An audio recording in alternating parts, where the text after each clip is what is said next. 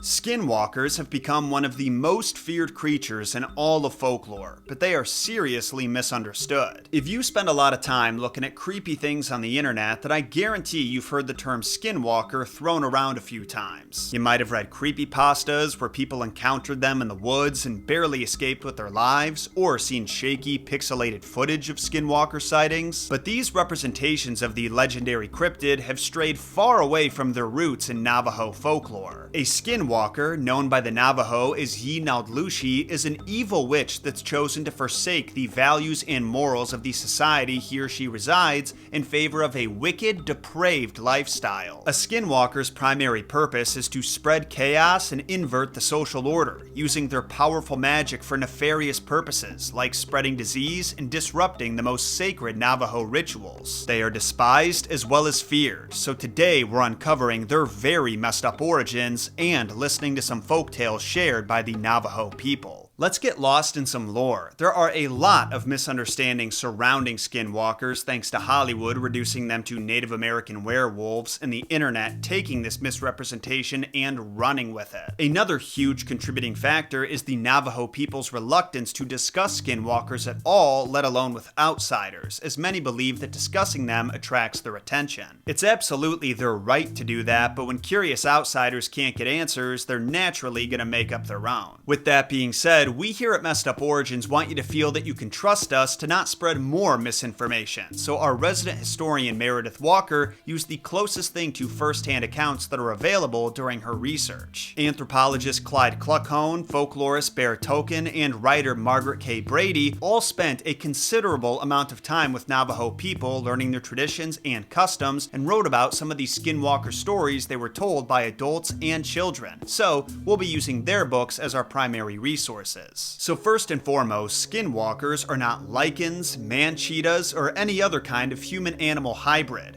They are Native American magic users who have committed themselves to the ways of chaos. They represent the antithesis, the exact opposite of Navajo cultural values. While community healers were known as medicine men and women, or by other positive terms in their respective indigenous language, witches were seen as evil. They conducted harmful ceremonies and manipulative magic as a corruption of the good work that medicine people traditionally performed. They had the knowledge and ability to do good, but deliberately chose the opposite, engaging in taboo behaviors like murder, cannibalism, incest, and the desecration of anything that Navajo society held sacred. According to anthropologist Clyde Kluckhohn, in order to become a skinwalker, you had to know a skinwalker, and to be accepted into the secret society, you must willingly commit the most evil act of all, the murder of a close family member, usually a sibling. Your initiation ceremony would take place in a cave at night, like all skinwalker ceremonies. Participants would sit in a circle surrounded by piles or baskets of corpse flesh and rows of human heads,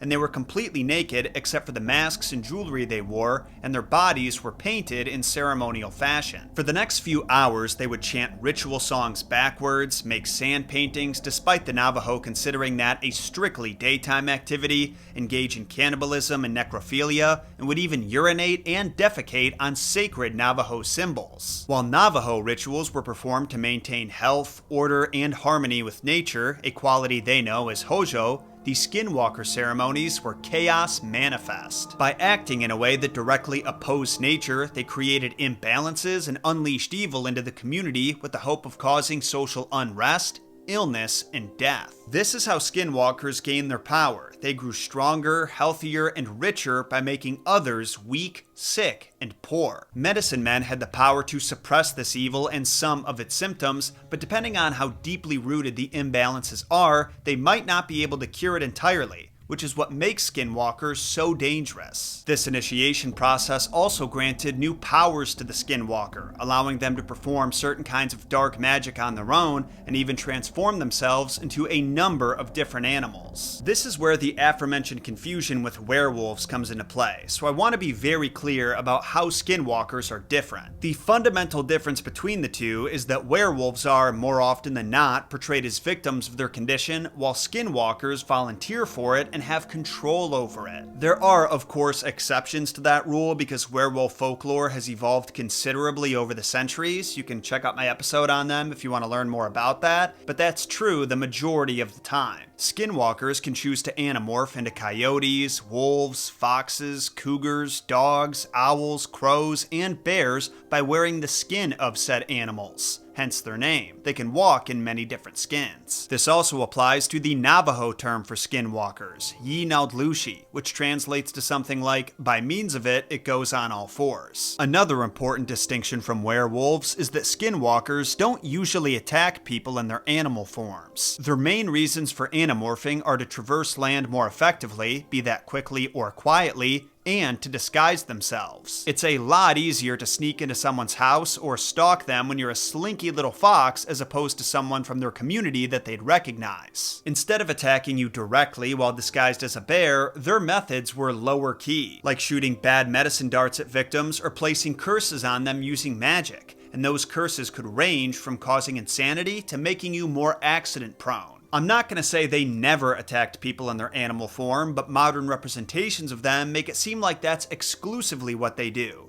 when the reality is they were far more subtle. So now that you know what skinwalkers are, and just as importantly, what they're not, I say we dive into some skinwalker stories. First though, while I may not be able to tell you how to keep yourself safe from skinwalkers, I can show you how to keep your private information safe online with today's sponsor, NordVPN. As time goes on, the internet continues to become less predictable and more dangerous, but thanks to NordVPN, you can protect yourself online with a single click because they hooked us up with a limited time deal at nordvpn.com/JohnSolo. For those who don't know, VPNs are one of our best tools for keeping our private information safe from hidden threats whenever we access the internet. Data like passwords and credit card numbers, which could be devastating for hackers to get a hold of, are protected under lock and key. And you might be thinking, yeah, that's great, John, but when is my data actually at risk of being stolen? The unfortunate truth is literally all the time. You could connect to public Wi-Fi like at an airport or cafe without realizing it's a fake network designed to harvest any sensitive data you enter. You could click a link in a Discord server only to find you just opened your castle gates to a DDoS attack that'll slow your device down to a crawl. But NordVPN guards you against these threats and more by encrypting everything you do online and hiding your IP address so hackers don't know where to send the attack. So if you want to be safer online, go to nordvpn.com/JohnSolo. Users receive a huge discount when you buy a 2-year plan and even get 4 additional months. Again, that's nordvpn.com/JohnSolo. Alright, I've got a solid variety of stories to cover today, each one offering a different perspective on how these legends develop in Navajo society. From adult Navajo who had to live alongside supposed skinwalkers to Navajo children who often make skinwalkers the culprit of their scary stories. Our first tale can be found in a book called Along Navajo Trails, Recollections of a Trader 1898 to 1948. That trader was named Will Evans, and during his time living in New Mexico, he put an unusual amount of effort into preserving what he learned from his Navajo customers and friends, including stories, superstitions, and religious practices as he understood them. One such story came from a customer who Evans refers to as Tall Man. He mentions a peculiar neighbor from his childhood named Many Goat's uncle. According to Tall Man, his whole neighborhood suspected Many Goat's uncle of being a skinwalker, so they avoided him at all costs. Trades were kept to a minimum, and he was excluded from community rituals. It should be mentioned that no one had any proof of his skinwalker ways. It was all secondhand stories and hearsay, but whenever a tragic event occurred, he was blamed. Someone would get sick, seemingly out of nowhere, and the medicine man's methods would fail to fight the illness. Elixirs, sand paintings, herbs, chants, they were all useless, and so the medicine man would say, well, Many Goat's uncle must have thrown one of his bad medicine darts. Then they'd cut the skin of the patient to suck out the bad medicine. As time went on, the community's fear of Many Goat's uncle grew, and at one point, rumors circulated that he had taken the form of a coyote, dug up the grave of a recently deceased infant, and devoured its body. Then, he supposedly used that baby's hair, clothes, and bones to make the bad medicine he placed in his darts. So whenever a coyote howled at night, the young people would cower and hide, while the older folks would say, "There goes Many Goat's uncle, I wonder whose baby he'll get tonight." And to those wondering, why wouldn't they just kill this guy if he was so evil? The main reason was out of fear. To threaten a Skinwalker's life could make him desperate, and who knew what kinds of magic he could produce to save his own skin? So instead of attacking him directly, they try to create good medicines that were strong enough to combat his. Besides, according to Tall Man, the storm god saved the people the trouble of killing him anyway. One day, Manygoat's uncle was riding cross country, and when he passed through a gully, a black storm cloud formed over his head, and a bolt of lightning struck him off his horse. Then, a torrent of rain poured from the sky and washed his body deeper into the gully, where it was buried with mud and trash. Was this the god's way of punishing him for being an arbiter of chaos, or just an unlucky coincidence? The Navajo themselves couldn't say for sure, but they were grateful that they no longer had to fear the mysterious Skinwalker. Our next story is a bit more gruesome than that one. Actually, a lot more gruesome. It comes from a book called Some Kinds of Power by Margaret K. Brady, who collected Skinwalker stories directly from Navajo children. You'll notice that this one unfolds quite a bit differently than the last one. Instead of being a tale about a real-life man who was accused of being a Skinwalker and how his community treated him, this one is closer to a ghost story or a folk tale with a lesson to learn at the end. It follows a family of 5, a father, a mother, a daughter, a son, and a baby boy. The family lived in a little house way out in the Utah boonies, so whenever they needed supplies like food, blankets, etc., they would have to ride out to the trading post, which was roughly a half-day's journey. According to our young storyteller, the parents and daughter headed out for one of these trading post runs just like they had countless times before, and they left their son, who we'll call Ashkii, to take care of the baby. Maybe not the wisest decision, but the baby was a year old, so not a complete newborn, and Ashkii had proven that he could be trusted watching over him for a little while. Plus, he invited a friend over to help. And to give credit where it's due, their babysitting gig started very smoothly. Almost boring. The baby did get fussy here and there, but after some food and a little bit of playtime, Ashkii successfully put him to sleep, and everything stayed copacetic. Until the sun set. While the boys were alone and the baby was sleeping, they heard some scratching at the window, but when they looked outside, they didn't see anything. Then they heard a knock at the door, but when they opened it up, no one was there, so they locked it and went back to their business. The boys were a little weirded out at this point, but as the minutes rolled by and everything went silent again, they started to calm down. When suddenly, they heard pounding at the door. Someone wasn't knocking to see if anyone was home, they were attacking the door, trying to break it down. In a panic, the friend opened the back window and climbed onto the roof of the house, but Ashkii was too afraid to leave. He crawled under the bed and closed his eyes tight, waiting for this nightmare to end. The pounding at the door was relentless, and so was the baby's crying. In his panic, Ashkii had forgotten him on the bed, and now he was too paralyzed with fear to step out and rescue him. Just when Ashkii thought these nightmarish noises couldn't get any more deafening, they stopped all at once. But even still, he didn't move a muscle. Ashkii stayed hidden under the bed for what felt like hours until the dead silence was broken by more knocking at the door. But this time, it was gentle, and he heard his father's voice on the other side asking to be let in. Unsure if this was some kind of black magic fuckery, Ashkii hesitantly crept up to the door and pressed his ear to it. When he heard the voices of his mom and sister, he finally felt safe unlocking it. But this nightmare had only just begun. Because the moment that Ashkii's father stepped inside, he let out a blood-curdling scream. And when Ashkii turned around to see what had scared his dad so much, he saw his baby brother lying on the bed, and a puddle of blood with his head missing. Ashkii's father demanded answers, but his son didn't know how to explain it. He told his family about the pounding at the door, but insisted that he never heard anyone enter the house. Upon hearing this, his dad stepped outside to investigate and spotted a blood trail leading away from their property. At this point, the father, who we'll call Hastiin, went to town and gathered some friends to do some skinwalker hunting. But even for Navajo, this was not an easy trail to track. Eventually, the blood all but disappeared, and they were forced to follow footprints, which somehow appeared to transform. At first, they looked like human footprints, but half a mile in, they were seemingly turned into wolf tracks. Then, another few miles on, they disappeared entirely. Lucky for Hastiin, there was only one house within sight of the tracks, so he and his buddies figured that had to be where the person who murdered his son was hiding.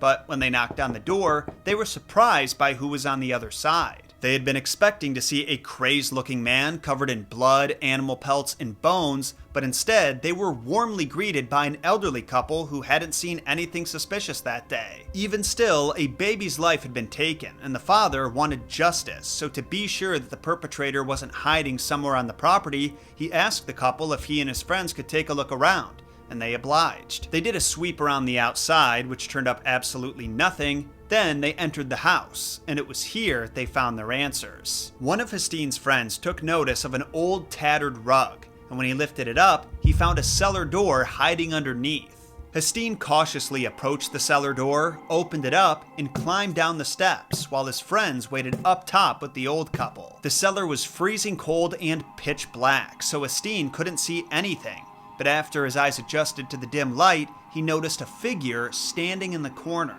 He called out, demanding they identify themselves, but they gave no answer, and as the room continued to brighten up, he saw it. On every wall of the cellar were shelves filled with decomposing human heads, and the two freshest heads that sat directly over the figure's shoulder belonged to his infant son and Ashkii's friend. When Hastiin recognized them, he immediately shot at the figure, but his bullets had seemingly no effect. Then, right before his eyes, the figure began melting. Or at least, that's how it appeared. He shrunk down to a fraction of his normal size, taking the form of a fox, and then he darted up the cellar stairs and out the front door. No one had gotten a good look at his face, and the old couple refused to reveal what they knew, either out of fear of retaliation from the Skinwalkers, or because they were Skinwalkers themselves. Either way, the basement of body parts was enough for Hastiin and his friends to find the couple guilty of that night's crime, so they shot them dead and made their way back to town.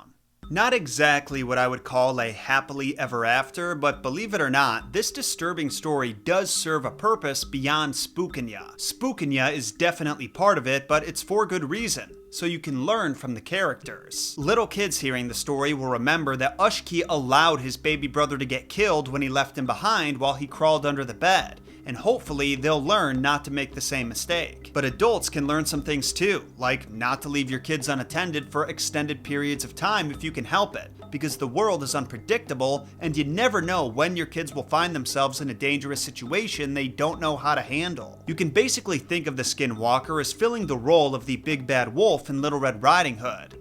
But I swear, they're not werewolves. Apart from their animalistic similarities, both are a metaphor for the evils that one can encounter in this world, and the other characters teach us how to respond to that evil, or in the case of Ashkii and Little Red, how not to respond. And one factor that makes Skinwalkers and the Big Bad Wolf such powerful teaching tools is they exist in the real world. There are predators like the Big Bad Wolf who are patiently waiting for you to let your guard down so they can strike when you least expect it. Then there's the Skinwalkers, anarchists who want to rip the fabric of society apart at the seams. Some of them do it for their own personal gain, but others do it solely out of hatred. Hatred for who they are, how they're treated, and how the world operates. So they act out by literally shitting on anything society holds sacred in the hopes that will somehow bring it all crashing down. Whether or not their evil magic actually worked is a matter of belief, but their existence is a fact. And even though there are fewer Skinwalkers now than ever, there are other evil beings who hold the same values, or lack thereof. But just like with the Navajo, the solution is not to attack these people directly. Instead, we need to make medicine that's more powerful than their poison, spread love instead of hatred and fear,